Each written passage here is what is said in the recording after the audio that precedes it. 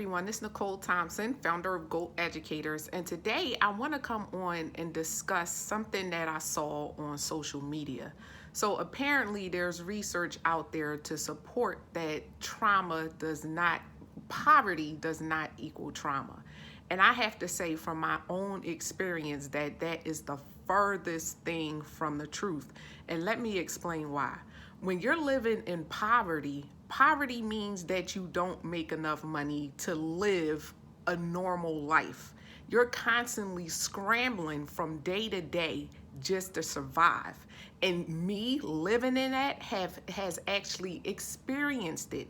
And it's a terrible feeling, even as a kid. Like you wake up not knowing where your next meal is coming from, or whether you're gonna have the lights on, the electric on, all of the utilities. Just being in that survival mode all the time is very traumatic. There's research to support that.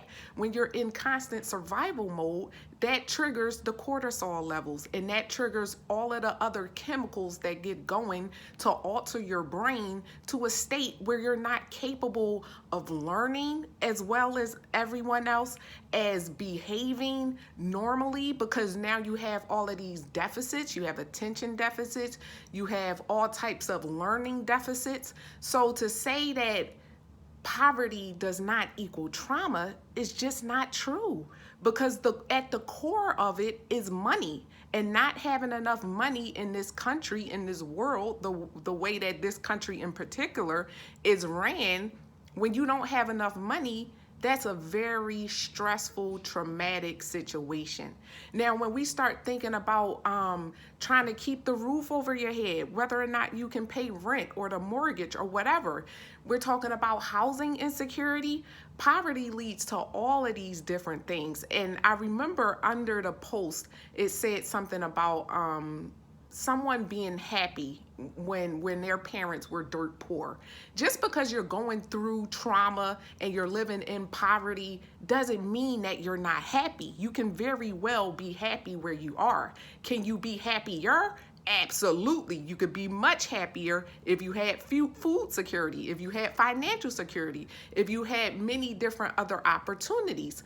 But the point of me saying this is, when you're doing your research, you really have to be careful of the sources and where this information comes from.